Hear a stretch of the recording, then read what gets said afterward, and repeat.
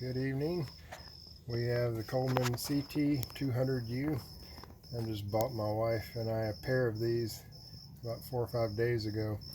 But before I bought them, I went online and started looking at reviews because I didn't want to buy too many bikes over $500 each if they were going to be wimpy and not be able to go through sand and climb hills. And when I saw them online, I was actually impressed. But during searching online, I found a plethora of videos of how to hot rod them, and it ranges anything from just little simple tricks that you can do to it without having to buy any parts, all the way to completely going through the engine.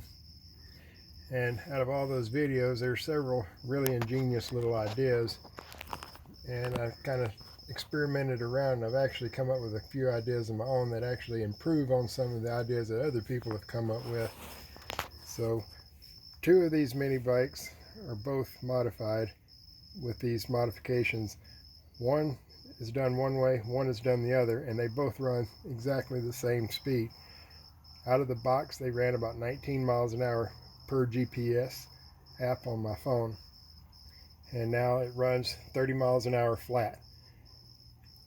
One modification I did, I got it up to 33, but it floated the valves, and luckily I tested it at night, and although it didn't sound like it was floating the valves, when I stopped there was blue flames blowing out of the tailpipe, which that is bad. That tells me there was raw gas going straight through the engine coming out of the tailpipe. So if you got gas building up in your muffler, then your valves are staying open while the exhaust is going through, and you will end up with burnt valves. So the best way to do this, if you don't want to have to buy any parts and don't want to have to change the valve springs, if you just want to get something more out of it in its box stock form, then here's how to do it. You can get roughly 10 to 11, maybe 12 miles an hour improvement, depending on how much you weigh. But I think this thing is going to run top speed no matter if you weigh 100 pounds or if you weigh 200 pounds. So we'll start, and I'll show you what I did to this one. And this one is modified in the way that one other person did it with the zip tie trick, and I kind of improved the zip tie trick. It, for the most part, disables the governor to a certain extent, but it does allow the governor to control your top speed, which prevents you from getting the valve float. You just take the air filter out, and now you can get to all these things. Okay, here's one of the tricks that somebody else said. Right, get rid of the spring off of the cable, because once you remove the governor screw here, the governor limiting screw, this will open further, and that spring will start to bind and bunch up, and you won't actually get complete full throttle. So I went to Ace Hardware and bought an assortment of springs, and I'll pull this one off and show you what it looks like.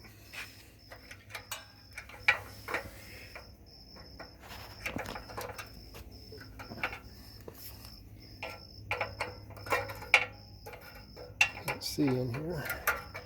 All right, there is no spring that you can buy other than the one Honda spring if you want to go to the Honda dealership and find it, but this one was like $1.79, and it has roughly 21 coils on it. I don't know what the exact measurement of it is, but it's not a super strong spring, but it is pretty firm, and you just bend the spring out and you bend it exactly like this. Bend it with the hook coil kind of at an angle on the end, and then you bend this little downward hook here where it attaches on the front. All right, now before I put this back on, there's a governor limiting screw right here, and this screw is tack welded on. You cannot get it out with a screwdriver. You have to go in here with a Dremel and grind off the little tack weld. Once you get that ground off, then you can take the screw out. Well, I didn't know it was tack welded and tried to take it out with a screwdriver and ended up rounding it out, so I ended up replacing it with another screw. Notice there's a spring on it, so what I do is once you get the screw out, you take it wide open and you back the screw all the way out, and then you screw it in until it just barely touches that arm. Because if you'll notice, if you open it too far, this part of the arm will start to hit the plate right here. And you can see a little bit of a rub mark right there. So if you pull on it too hard, there's a chance that you might actually get this stuck. You don't want to runaway throttle. Odds of that happening are probably slim to none, but if it's going to happen, it would happen to me. So once you get the governor screw adjusted, then you just hook this in, and then you drill a hole in the throttle plate right here where the end of the screwdriver is. This is where you're going to hook your spring into. The Honda spring that you can buy will hook right here, but I could not find a spring that small that had enough strength to pull the throttle back closed. But there is a part number. I don't know what it is. There's another video out there somewhere that shows what spring it is, but I made my own. So you hook into here, which is the stock location, and then I drilled this hole right here, and that's probably about a 3/32 hole. And then you just take your needle nose pliers. And somebody's having fun on their ATV. And you stick the end of it down in that little hole.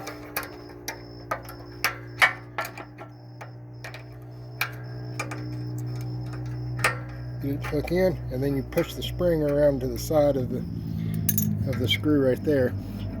Looks kind of weird, but it actually kind of works good for keeping the spring in a straight line and giving a little bit more tension on it. And you may have to play around with how many coils it has on it to get enough tension on it to be able to pull it shut. So you don't want it to have to force it closed by the twist and throttle. Just open the throttle and gently let it close and make sure it goes all the way down. Alright, that's the first and easiest modification. Right there, just backing that screw out and allowing the governor to open up more will bring it from 19 miles an hour to about 25. Alright, the second modification is the zip tie trick. So you'll need to take the gas tank off. There is an 8mm bolt right here on the back of the engine. It's easier to get to if you hold the throttle open and have a nice long extension. Get that broke loose.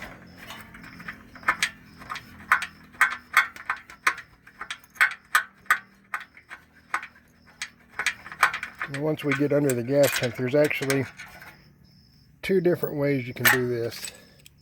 One is a zip tie trick, and then the other one is even simpler than that. And I'm actually going to be removing my zip tie from this one and doing the other little trick that I came up with, which works better than a zip tie. And this is an air-cooled engine. It gets hot.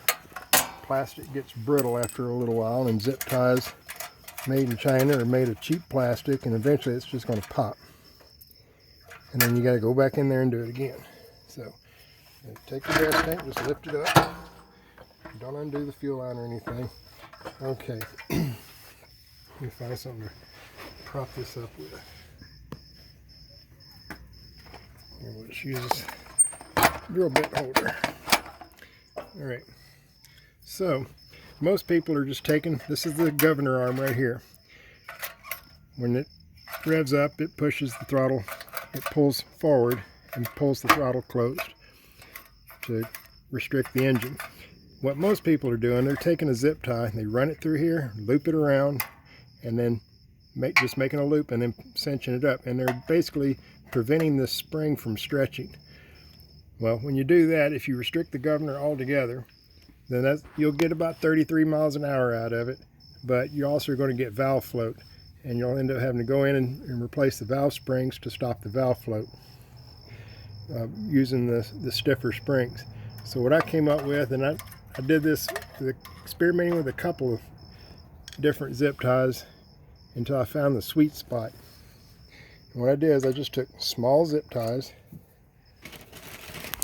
whatever size that is, 4-inch cable ties. You get 100 of them in Walmart for about $2. So you get to experiment a lot. And basically I just cut the head off of one of them and used it as a retainer. So you stick it in from the front, and then you stick the other zip tie over this one and clip off the zip tie, leaving just the head. And I tried it at first, just bringing this all the way up to the spring and stopping the spring from compressing or stretching, which essentially did the same thing as running the loop through it. And I got 33 miles an hour, but the valves floated.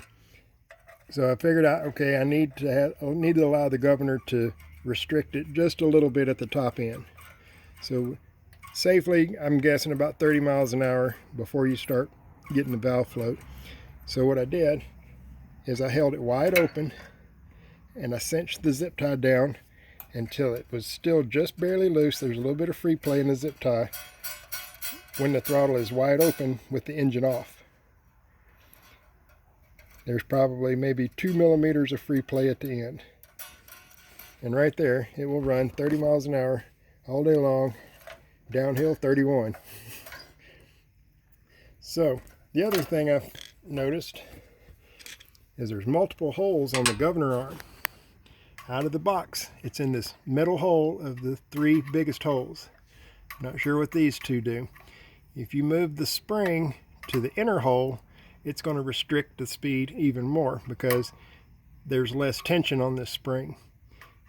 I moved it to this hole right here and gained 2 miles an hour from 25 to 27. And that was after I'd already done the screw on the governor. So I figured, well, the more you can move this out, the less the governor will have effect. So I moved it to this hole and it got even better. So on my wife's mini bike, I drilled a hole right here, all the way at the very end, as far as it'll go. If you notice, there's like a little crease in the molding right here around the arm. That's where you want to drill. Aim for that little crease right there, and you got to stay in line with these holes. If you come up here or down here, you're going to change the length of the spring. So you got to stay in line with these holes, come straight out, and right there, put your drill bit right there in that crease and drill a hole. Well, not sure what size that is. I think it was a 3/32. I'll tell you in a second here what size it was.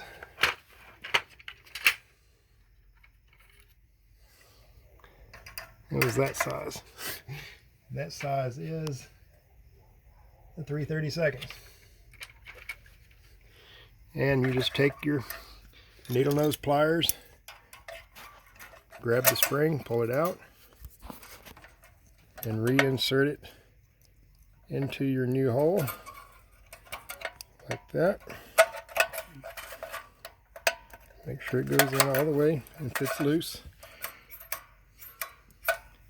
And now at that point right there, now I can cut my zip tie off, because my wife's mini bike has the governor spring in this hole with no zip tie, and we run side by side, same speed.